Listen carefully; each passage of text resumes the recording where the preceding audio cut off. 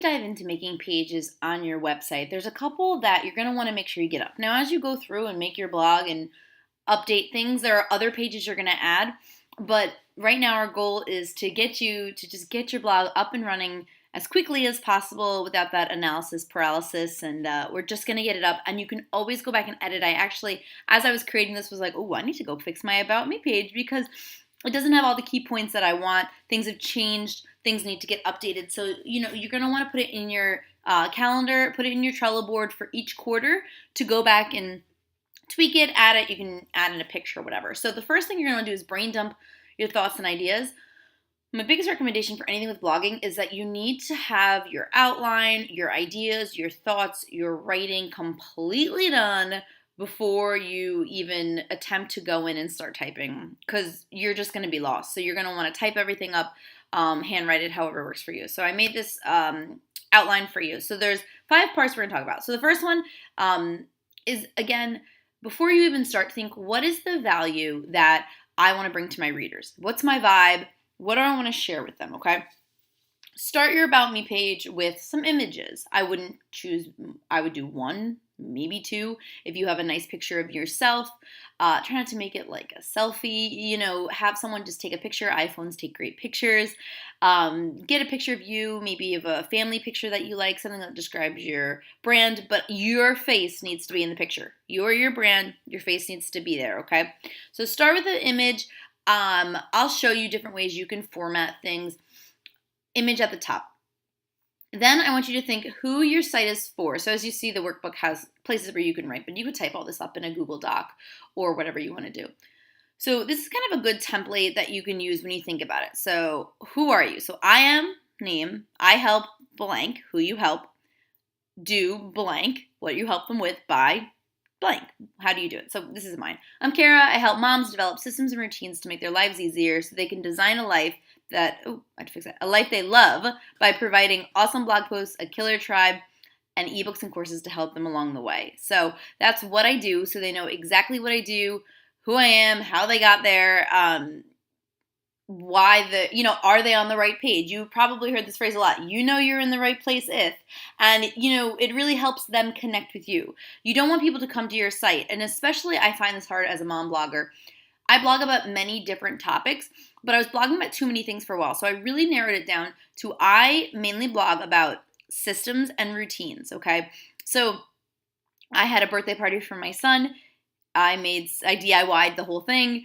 It wasn't great, but it was pretty cute. I was like, oh man, this would do great on Pinterest. But I was like, but it doesn't fit what I blog about. I don't blog about how to make a birthday party for kids, right? Now, what would fit my systems and routines is if I had a timeline and a checklist on how to plan a birthday party, which was the blog post that I wrote instead. And then I could link to some of the pictures and things. So see how you really want to say, like, what are you doing? How do you narrow that down? Because again, as mommy bloggers, you could go in and there's like 12 things people are blogging about. You're like, I don't even know why I'm here. Okay, so if you're going to have more than one topic you blog about, and like I said, for me, it's systems and routines, then you're going to want to make sure that people know you're there and why they're there. Okay, part 3, then that's your site bio. Okay, so what are you going to get? So start with, like I said, when you're in the right place or if you like XYZ, then you're in the right place. What they're going to get out of your site, types of posts will they see, your credibility, and how you got started. So I gave you a sample of the new one that I'm going to update actually onto my page. Just use it as a template, like use your language, use your words, but this is kind of how I took those things. I said, if you like finding mommy hacks to make life easier, systems to streamline your day, and a positive place to parent with grace and intentionality, you've landed in the right place, okay? That's the mom I want to work with. I don't want to work with every mom. I don't. I really don't want to work with every mom because there are moms that I just don't connect with. And if I try to please every mom, then I'm not going to please the mom that I'm trying to gravitate towards me. So you can read this sample over, but it's just kind of a template to give you some language. It's always the start that stops us, right? To know where you could get started. If you don't have any credibility, like I said here, like where my posts have been featured, and obviously on my page I would link to them. If I had something where I was featured, I've been featured in a couple digital courses and things that people could buy, but unfortunately they're not evergreen, so I can't link to those. But I do have affiliate links that I could link there.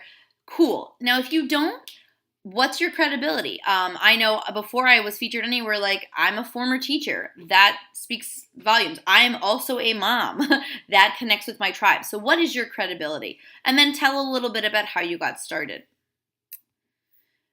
And then I gave you some space to think. Obviously, not enough space. So you're going to probably want to use your own paper. But, here's some if you want. Then jump into your personal bio. Now, why did we do site bio first? Because your site is about them. It's not about you. So you want to connect and grow your tribe. Well, they want to know why they should even keep reading. Okay. And besides your homepage, your About Me page will be one of the most visited pages that you have. People will click on it because they'll read a post and think, why do I want to hang out with this chick? Like, why do I want to read more of her stuff? What's her deal? So you're going to want to make sure you have these things there. Then talk about you. A couple sentences about you and family, a couple about why you started blogging, and a couple sentences about why you love it. And here's the sample that I gave as well that you can read through. Then the last part is the call to action. You want to keep them on your page. You don't want them to read it and be like, that's cool. You always want to give them something. So my number one recommendation is send them to a freebie. Send them somewhere that they can sign up for your email list. If you don't have one, don't worry. You can tell them to connect with you on social media. You can put your Facebook or your Instagram there. You can leave a little comment box so they can send you a message. And then suggest what they should go do now. So you could do this a couple ways. You could put a blog roll in if you're on WordPress. You could add in the blog posts and tell them to go read these. You could just link it and say, so for example, for me, I blog about systems and routines that have to do with finances, that have to do with self-care, and just general mommy hacks, right? So I could say, while you're here, choose, one of these that you struggle with the most, or which do you struggle with the most? And I do this in my email sequence, but I could do it here. So you could say, what do you like to read the most, or want more reading?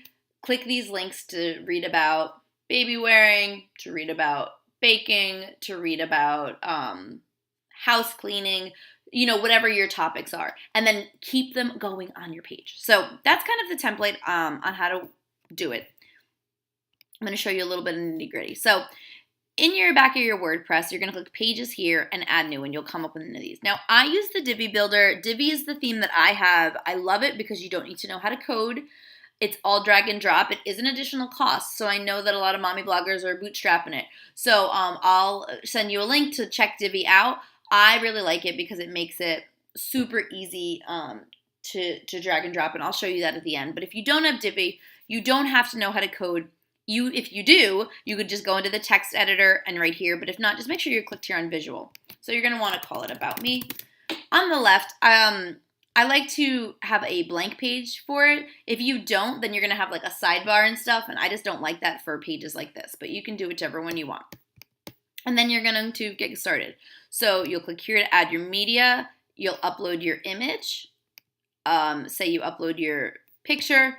You're always going to want to make sure, so say this is the picture I use, that you have a title here that connects, so it'd be your name probably, and a good description here.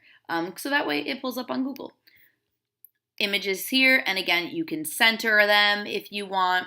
You can have them on the left or the right. Again, I don't use this builder that often, so I'm not as familiar with using like these different blocks and things like that. So I'm just going to show you some basics. So then you'll want to say something, I don't know, hey there, glad you're here, and then part 2, and part 3, part 4, and then you start your typing. You can, this right here is a paragraph. You also could make it a heading, which will make it bigger. And then you have all these options of bolding if you want to make lists, things like that. So you can write in here a bunch of things. Again, I don't often use this builder, so I don't know too much about it, but if you're not using Divi, it's super simple and you can just type. I'll show you what the Divi builder looks like though. So if I use the Divi builder, I have a couple options. I could just build down here, but why I like it is I like the visual builder. I like the Visual Builder because it has a lot of preloaded templates and pages that you can just use without having to recreate the wheel. I am not the most tech savvy. I am not the most creative when it comes to this type of thing. So this is what it would look like. This is a blank page, no sidebar, whatever. So you have a couple options. You can just grab different sections, so see where the plus sign is. So say I wanted to add an image, I can add in this first row. I would actually want this little one or whatever, but I can click here and I can pick my module. And again, this is only in the Divi Builder, which is the theme I have for my site. You probably have a free theme, which is totally fine. But say I was gonna pick this image or whatever. Say this was like these are all of my images that I have. So I'll just say this is the one I'm using, whatever. I can center it full size. I have it here. Pretend this is a picture of me. Oops, where'd it go? I didn't click it. Sorry. Pretend that that's a picture of me. It'll toss it right up there. So let me grab it again. My fault. Didn't click on it. All right. Oh, there it is. All right, there it is. So then my picture goes and loads up. It just took a second. Now, then if I wanted to make a text box, I would just click here again. I would go to text. And then I could start typing, sample, and then it would be here, and then I could add more images. So I like it because I could see what I'm doing.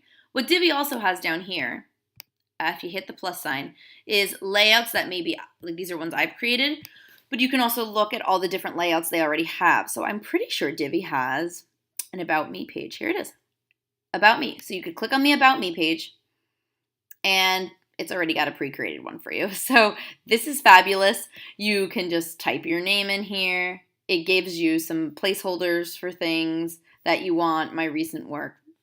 So that's always a great starting place. But know that step 1 is to go through and do your brain dump. Step 2 is to go into your WordPress and let's go back to edit this page and go and start typing. You're going to want this About Me page created because then you can link to it a bunch of places. And again, people will come look at it. So if you have any questions, just let me know.